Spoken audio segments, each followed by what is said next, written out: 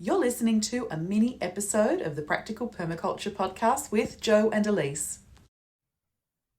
Hi everyone, it's Joe here for another mini episode. So today's episode we're talking about the principle of integrate rather than segregate. So the emphasis, integrate rather than segregate emphasis emphasizes, let's start that again, the importance of creating synergies between different elements in a system to enhance efficiency and resilience. So when we separate the elements out, those elements are weaker and they have a tendency to struggle to thrive. So people are also part of the system. So when we thrive, we're integrated with like-hearted people who share our values. And when we're left to work it out for ourselves, it takes longer and it's harder and the process isn't as enjoyable. Well, I know, well, that's, speaking from personal experience, that's what I've certainly found.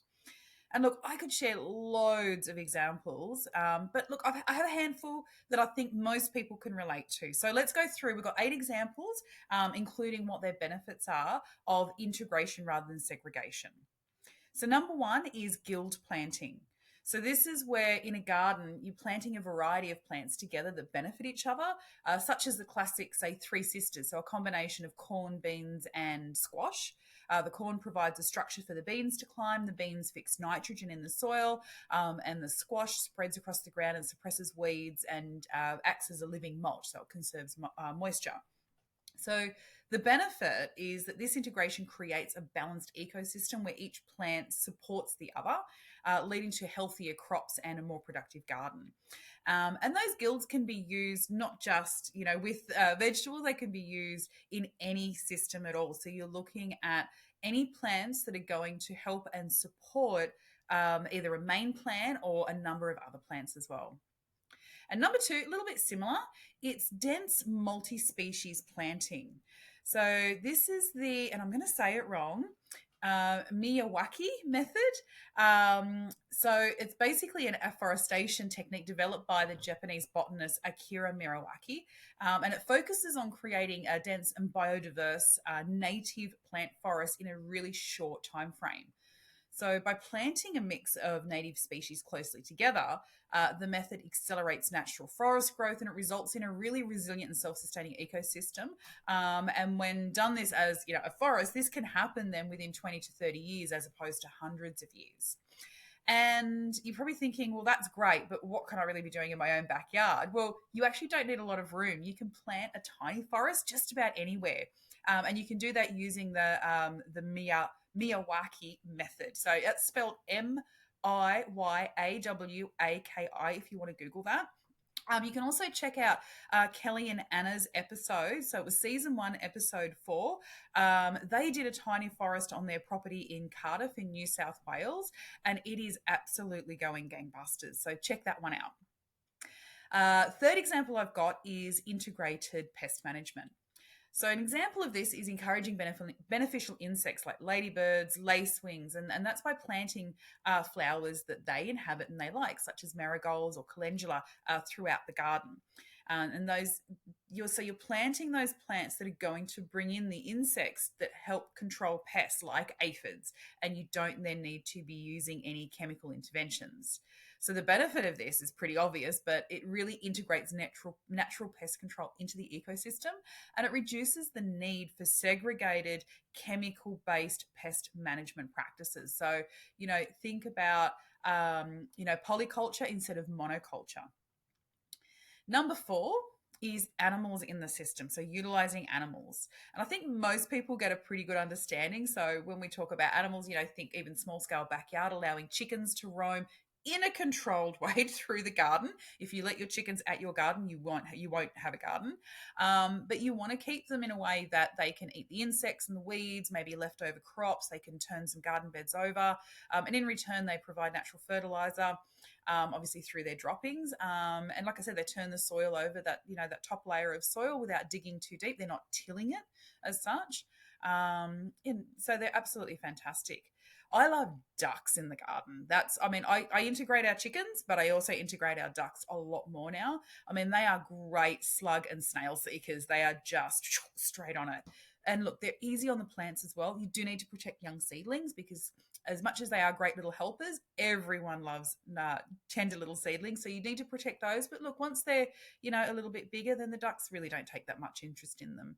And look, the benefit to this integration is, again, it integrates the animals and plants systems together, and it's reducing the need for separate pest control, separate fertilization, and soil management methods. And it's just, look, really, it's lazy gardening. It's the easy way, right?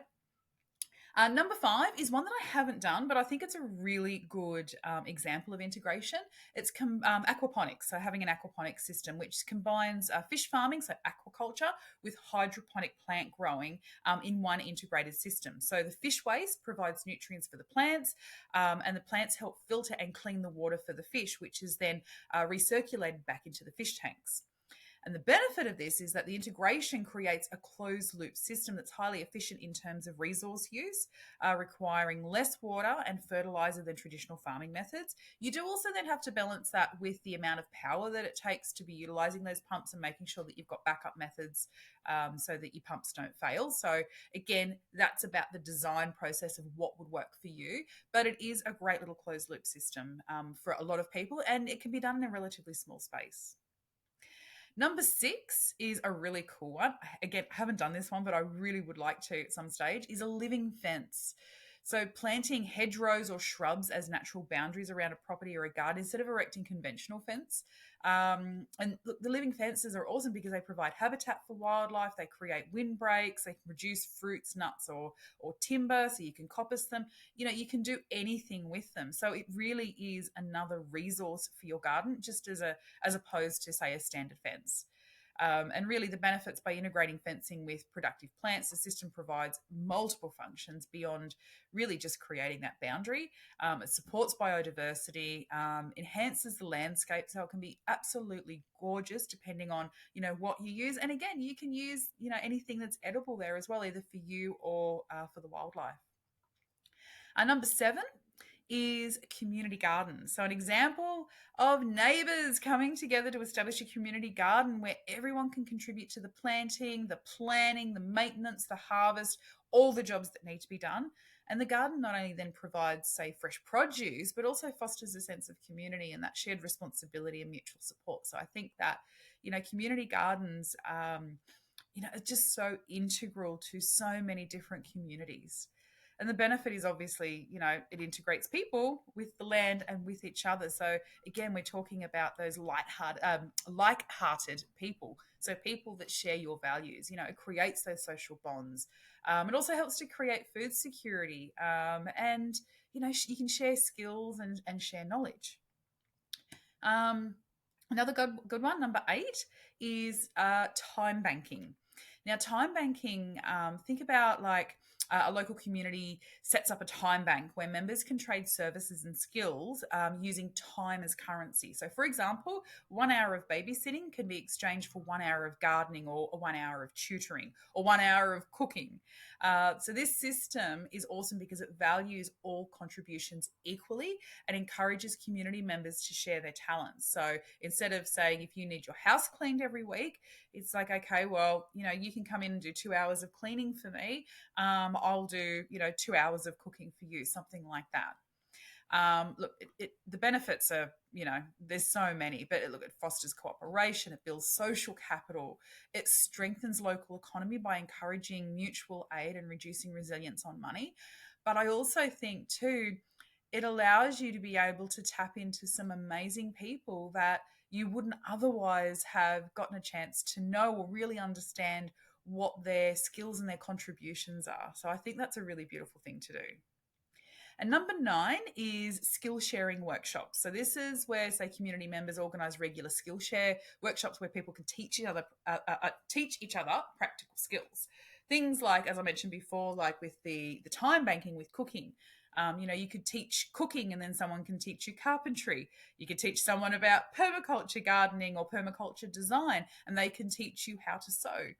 And the beauty of these is that workshops can then be open to all people and often can operate on a pay what you can or that barter system, so you can utilize that time system as well. I mean, I think that's absolutely great to be able to skill share and really increase the resilience of the community by spreading knowledge. I think is just absolutely wonderful.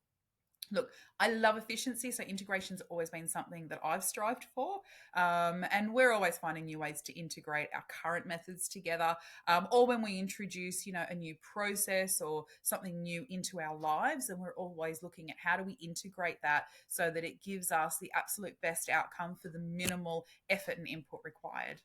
Thanks for listening, guys. I am off to enjoy some sunshine, and I hope you are too. Bye for now.